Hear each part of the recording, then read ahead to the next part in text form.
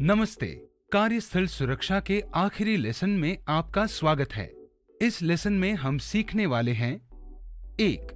विद्युत सुरक्षा और मशीन सुरक्षा। 2. साइट पर पालन करने के सामान्य सुरक्षा नियम। क्या हुआ?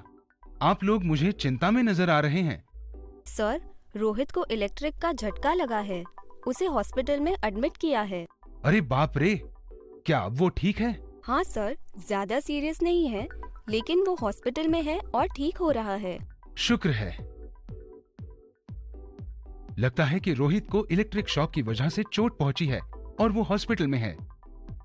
इस तरह की चोटें गंभीर भी हो सकती हैं और उससे किसी की जान भी जा सकती है। हमें ऐसे अपघातों से खुद को बचाना है।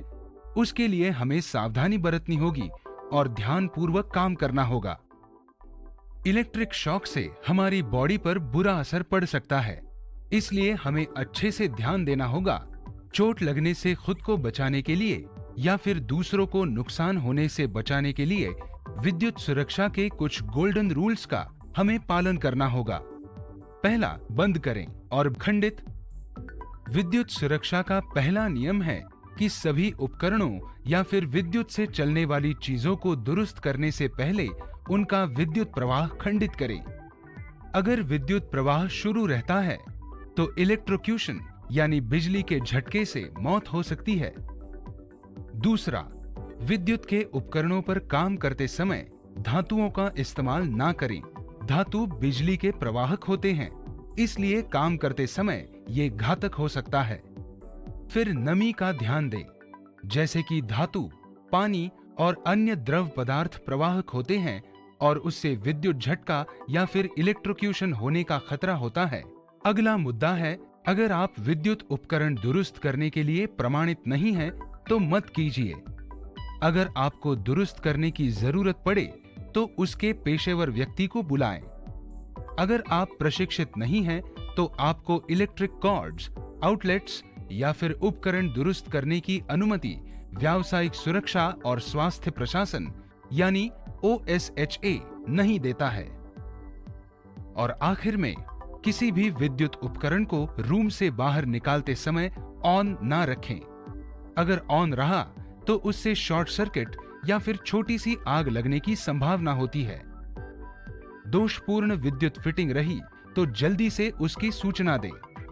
कृपया ध्यान दें, आपको ये मालूम होना चाहिए कि अगर आपने इन नियमों का पालन नहीं किया तो इससे अपघात होने की संभावना है और उससे आग, इलेक्ट्रोक्यूशन या फिर मौत हो सकती है। अब आगे सबसे जरूरी बात यह है कि मशीनों को संभालते समय कौन सी सावधानी बरतनी चाहिए। चलाने से पहले उन्हें चलाना सीख लें।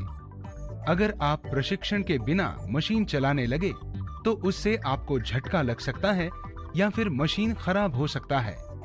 केबल्स, प्लग्स, सॉकेट्स में कोई दोष ना हो, इसकी जांच करें।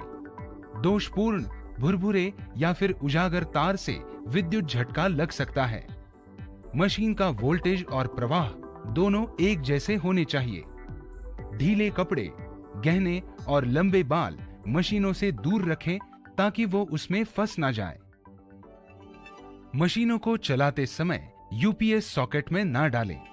रॉ पावर सॉकेट से ही चलाएं। अगर मशीन यूपीएस सॉकेट से जुड़े हों तो पूरी साइट के पावर पर असर पड़ेगा।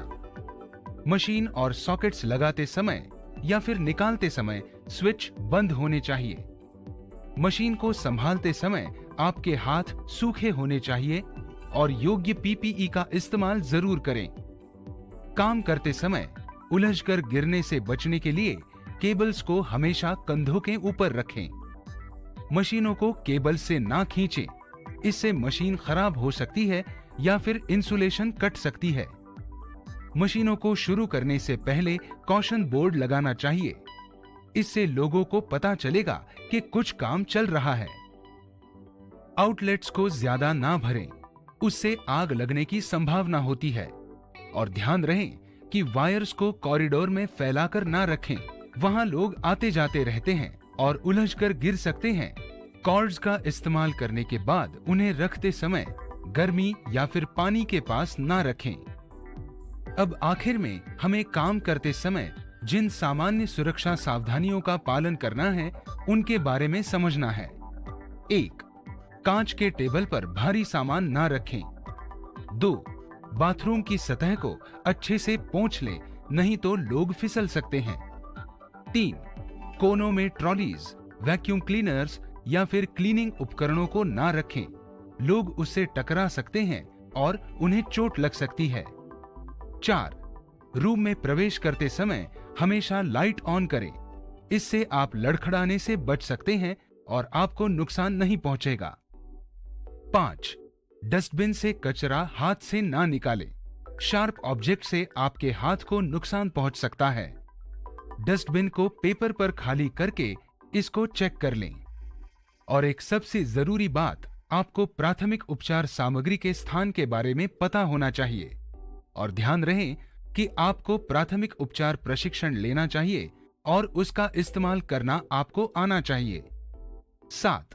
सभी कारपेट जॉइंट्स और सर्विस पैड्स अच्छे से बंधे होने चाहिए, नहीं तो उससे उलझकर गिरने और उससे नुकसान पहुंचने की संभावना होती है।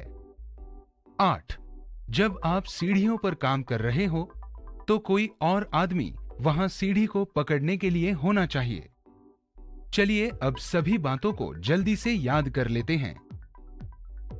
मशीन्स का इस्तेमाल करने से पहले उनको चलाना सीख लें। केबल्स, प्लग्स और सॉकेट्स का इस्तेमाल करने से पहले उनकी जांच कर लें। मशीन्स और सॉकेट्स लगाने और निकालने से पहले स्विच बंद होने चाहिए। किसी भी विद्युत उपकरण को चलाते समय हाथ सूखे रखें। मशीनों को शुरू करने से पहले कॉशन बोर्ड लगाना चाहिए। डस्टबिन से हाथ से कचरा ना निकालें। प्राथमिक उपचार सामग्री स्थान को जान लें।